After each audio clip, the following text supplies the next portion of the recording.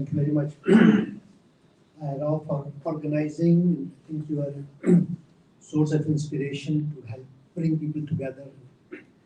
So originally I was planning and I was making notes to speak in Urdu, but Sara Ali's speech mostly in English, and then I saw a gentleman, Al, so I think that if I speak in Urdu, he might be sort of not be able to understand. So I thought maybe shifting my mind from Urdu to English. I think I want to share a few things. Some are more personal, some are more philosophical, some are political, and some are creative. So the personal part is, I think as Deepak mentioned, that we should start from our personal life or personal life, the family. So some of you know that I have a niece, her name is Varda. She lived with me for about 4 years. When she invited me to her graduation in Osho was a Durham college and then it became Durham University. So when she invited me to her graduation, usually the graduations are quite boring. I mean, you sit there and there are lots and lots of people. So they are coming on the stage for a few seconds in this black gown, and you can't even recognize. You need to have a telescope to recognize your own daughter or son or nephew. So I was sitting there watching her coming for 10 seconds on the stage, getting her degree and then moving to the other side. But in those few seconds, I composed a poem. So I take sort of excuse from Al, so I want to read that in Urdu because I wrote it in Urdu. It's called औरत की degree और 4 नस्लें. आज एक अहम दिन है. आज मैं बहुत खुश हूँ. आज मेरी भांजी वर्दा की कॉन्वोकेशन है. मैं बड़े फख्र से उस तकरीब में शिरकत कर रहा हूँ. वो गाउन पहनकर स्टेज पर डिग्री वसूल कर रही है और मैं सोच रहा हूँ, मेरी नानी सरवर की तालीम 2 जमातें थी. वो सिर्फ अपना नाम लिख सकती थी. मेरी वालिदा आयशा ने 8वीं जमात तक तालीम हासिल की. उन्हें पढ़ने का बहुत शौक था, लेकिन उनके रवायती वालिद और भाई ने कहा, तुमने शादी करनी है, बच्चे पैदा करने हैं, खाना पकाना है, सिलाई करनी है, ज़्यादा पढ़ाई ना करो, रिश्ता मिलना मुश्किल हो जाएगा. मेरी बहन नंबर की 11वीं जमात में शादी कर दी गई. उसे ससुराल भेज दिया गया. वो बच्चे पालती रही और सारी उम्र हूर, ज़ेब-उन-निसा और ख्वातीन डाइजेस्ट के अफसाने पढ़ती रही. मेरी भांजी वर्दा कनाडा में 4 साल मेरे साथ रही. वो कॉलेज गई. उसने बड़ी मेहनत से डिग्री हासिल की. आज मैं उसकी ग्रेजुएशन की तकरीब में शिरकत कर रहा हूँ और सोच रहा हूँ कि हमारे ख़ानदान में औरत को एक डिग्री हासिल करने में 4 नस्लें लग गई.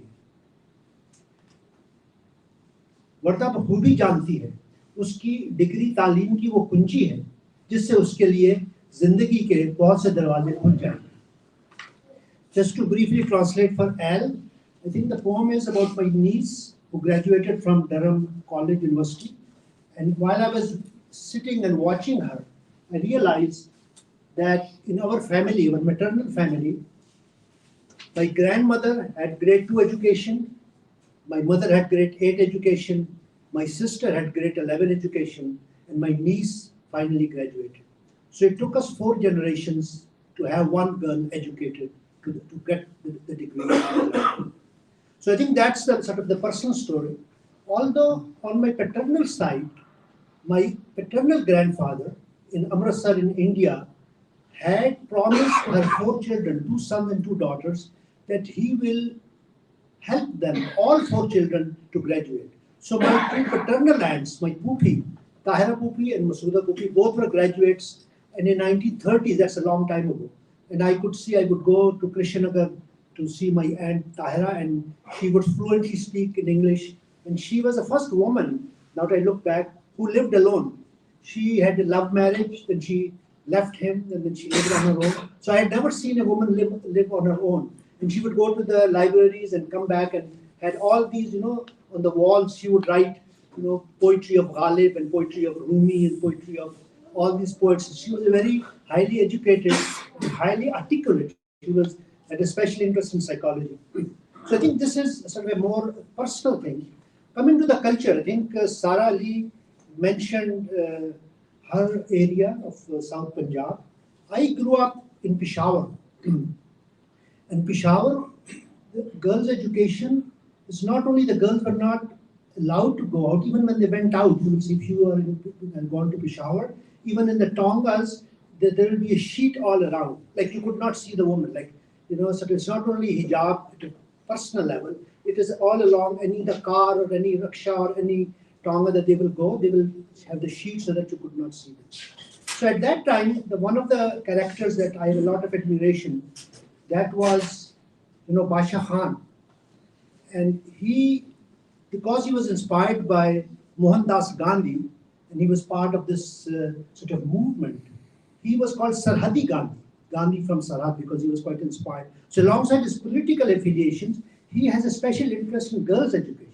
And these days, if you have not read his biography, life autobiography of Basha Khan, Story of the Frontier Gandhi, A Legend of Courage and Patriotism. This book is available, I think, if you want to see. I want to read you a paragraph to show you what sort of struggles these sort of icons they did that we sometimes forget. So I'm quoting Basha Khan from the autobiography that he wrote in Pashto, but somebody translated into English. He writes, "My purpose was first of all to meet the people and to exchange thoughts and ideas with them, and secondly to see if I could reopen the old schools in the tribal areas. It was about 6 months after my school at Uttamzai had been opened that the chief commissioner for our district sent to my father and said to him," now this is before partition, quote, "I have noticed that your son is touring the villages and opening schools. I have also noticed that other people stay quietly at home and don't bother about these things. Would you kindly ask your son to give up all these activities and stay at home like other people?" Unquote.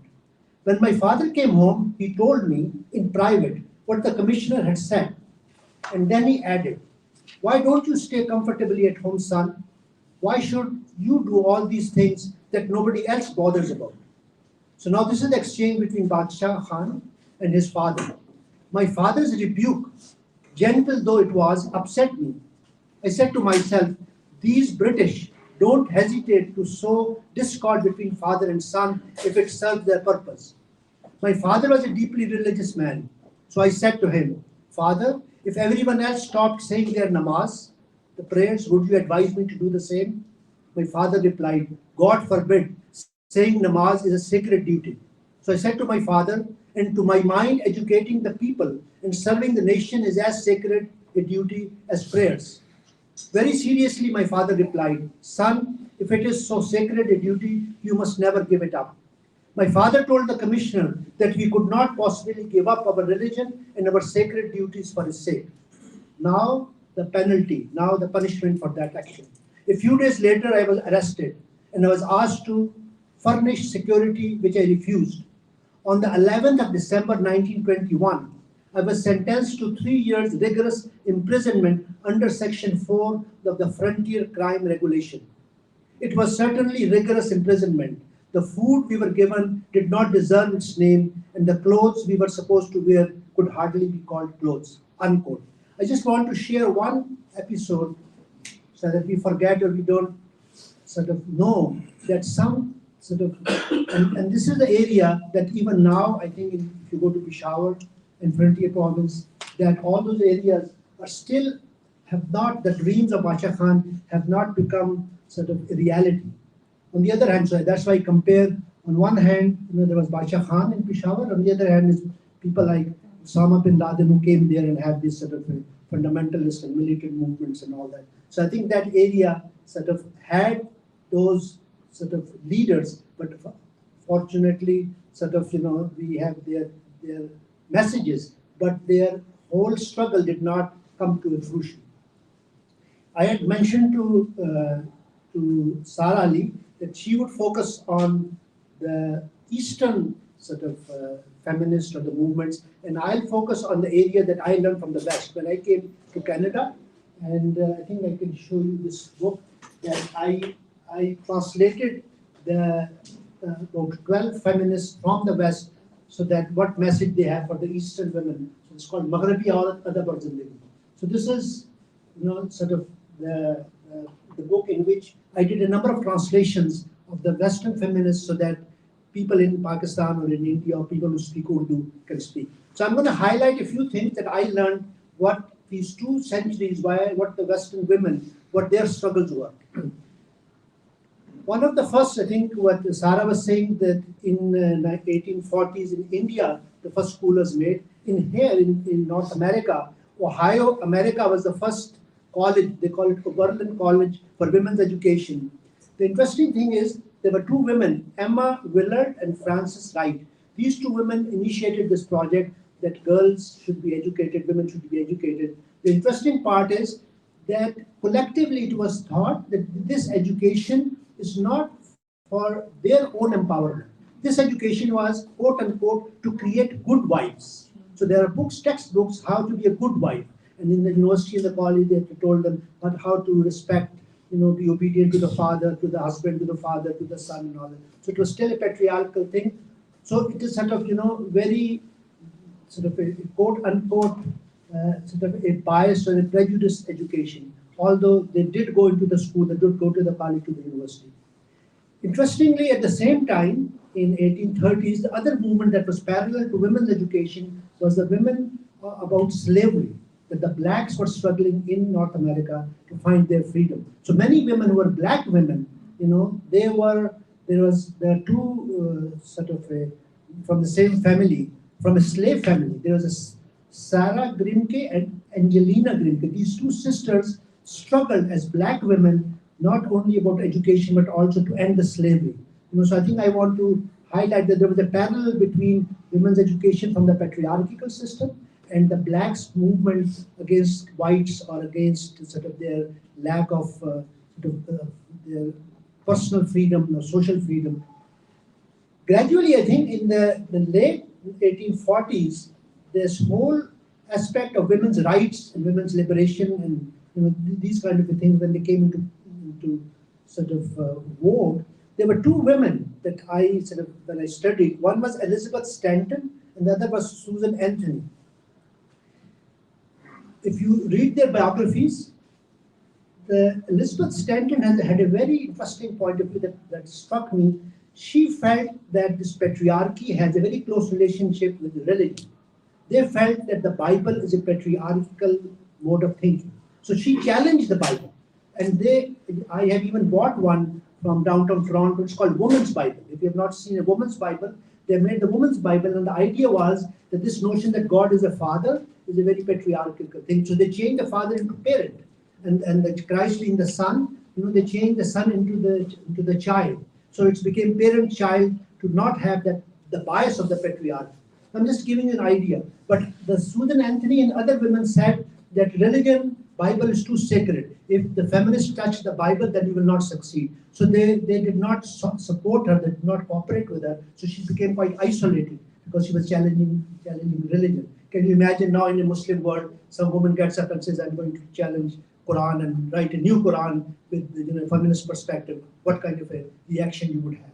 So these women made a national American suffrage movement. That was how it was known in 1890. And then in the 20th century, they really blossomed, this whole thing blossomed. And I want to give you an idea that their concept of women's rights. So the first one was, they started with religious rights. The religious right meant that the churches should, like even the Catholic Church, a woman cannot be a pope. So they sort of moved away from them. And if you go to United Church, Unitarian Church, you will see the women as ministers. So that was the religious rights. Second was the legal rights. Women were not allowed to vote. So allowing, or they were not even considered a person. Only men were persons. So for women to have the voting rights. The third was the economic rights. Women at one stage were not allowed to have a bank account. They could not have their own accounts in the bank. Even when they earned the money, it went to the husband's account rather than the woman's account. Then the social rights.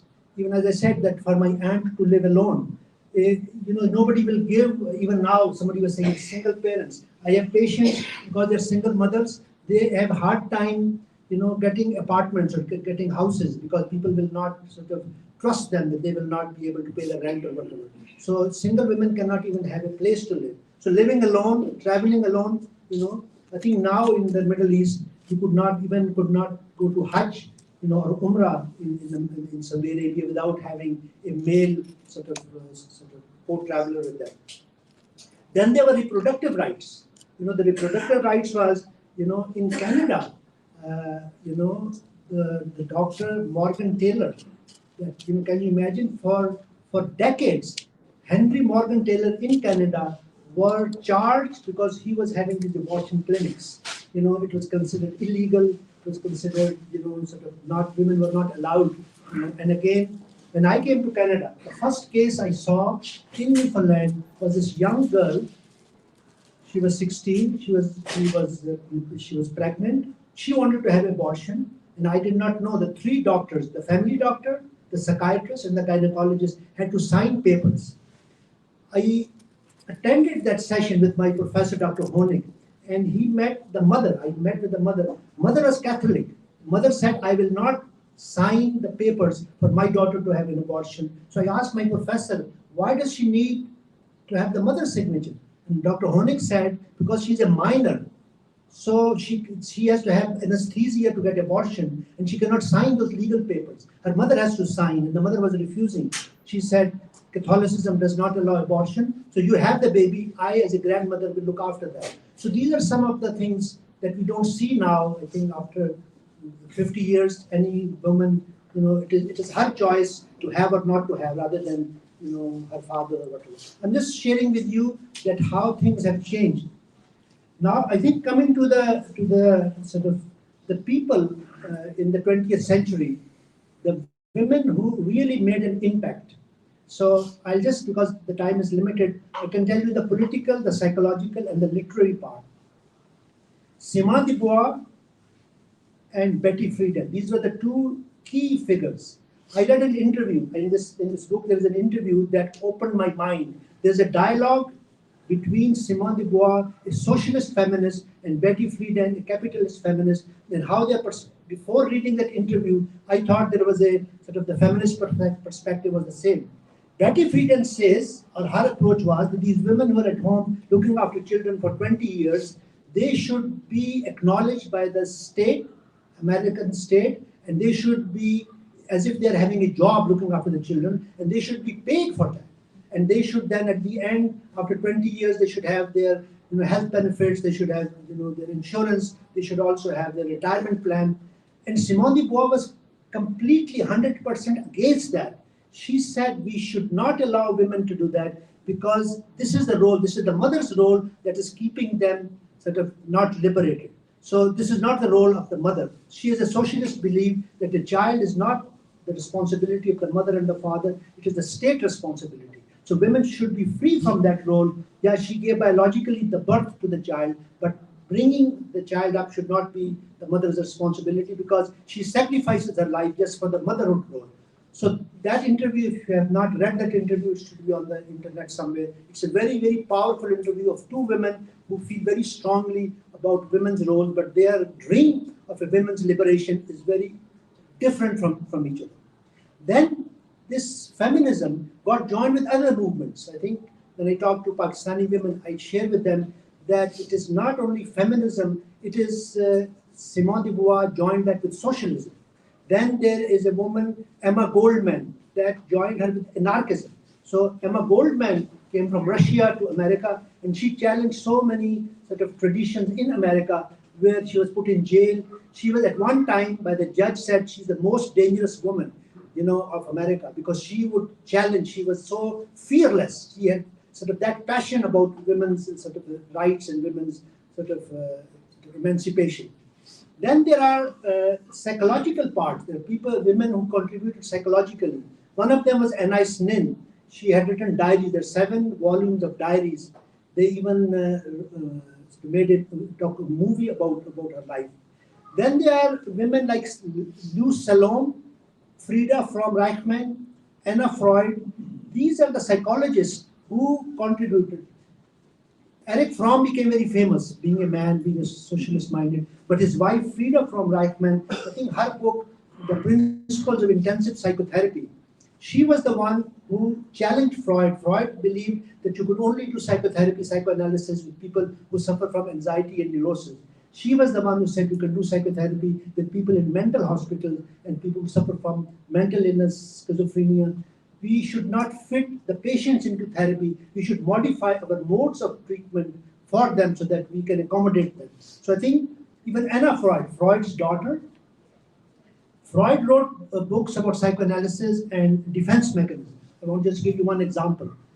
Freud had defense mechanisms for adults, whether it's denial or projection, whatever. Anna Freud used to treat children. And while treating children, she had identified certain defense mechanisms to understand them psychologically. One of the example was, it's called identifying with the aggressor. So children, they play. The children, for example, Sarah is a dentist. Children are afraid to go to see a dentist because they think the doctors. So if two children are playing, one becomes the dentist, another becomes the patient, wears the white overall or wears a stethoscope, and then she's examining the other child's mouth, and it's a play acting. But this is the way they overcome the fear of the doctor, the fear of going to the dentist. So she was Anna Freud contributed a lot in human sort of psychology, understanding the child's sort of psychology. And then there are literary pieces, like Virginia Woolf. I think many people know more about James Joyce with the Ulysses and Stream of Consciousness. But Virginia Woolf was a major contributor that this organized writing, this essay writing and short story writing and novel writing, which is very sort of in a way scripted. She felt that human mind and creativity is very free floating. So let it flow.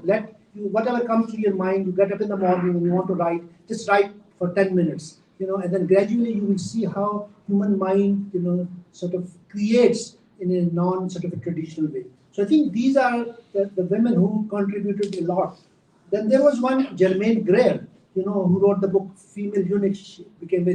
She was called a radical feminist because she even challenged the sexual taboos. She said, this is my body. She had a half nude pictures and everybody was saying, oh, it's vulgar and it is, erotic and all that. And she said, this is my body. Who the hell are you to tell me?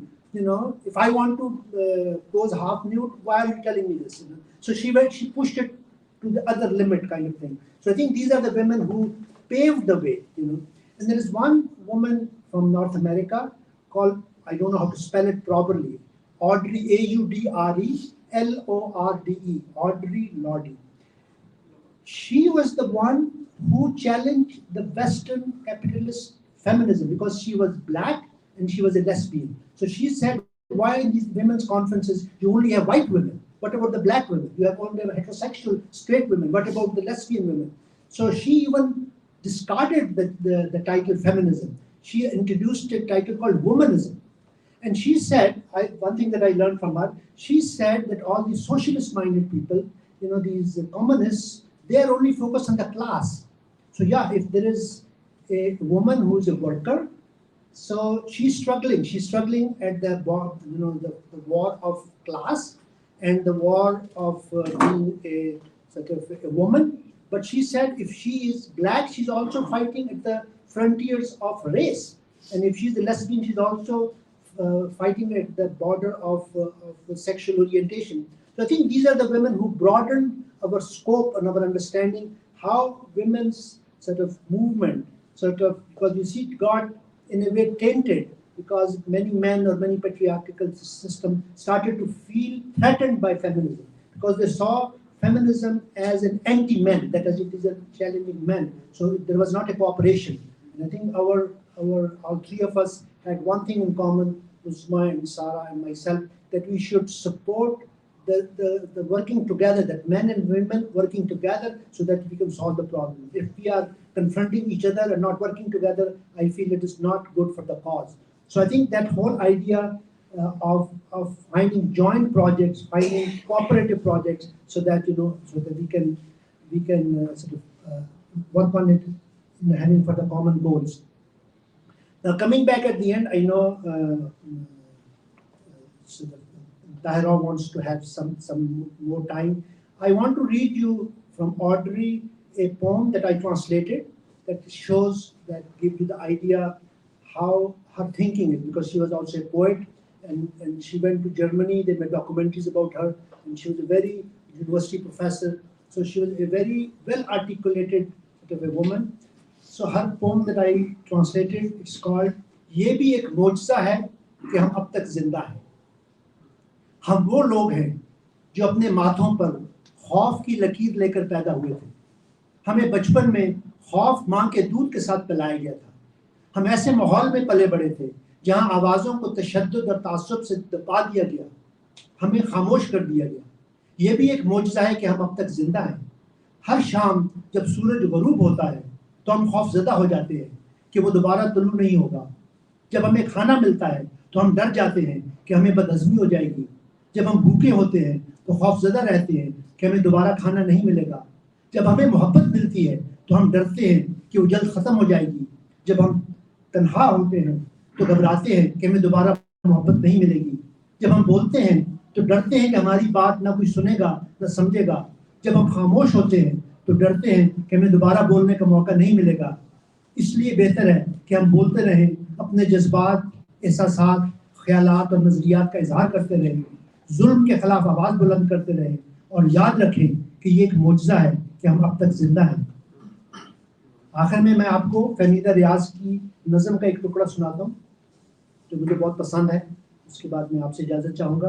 वो लिखती हैं कि संग दिल रवाजों की ये इमारतें कोहना, अपने आप पर नादिम, अपने बोझ से लर्ज़ां, जिसका ज़र्रा ज़र्रा है खुद शिकस्तगी सामा, सब खमीदा दीवारें, सब झुकी हुई कड़ियाँ, संग दिल रवाजों के खस्ता हाल जिंदा में एक सदाए मस्ताना, एक रक्स रिंदाना. ये इमारतें कोहना टूट भी तो सकती है, ये असीर शहजादी छूट भी तो सकती है. बहुत बहुत शुक्रिया. Thank you very much.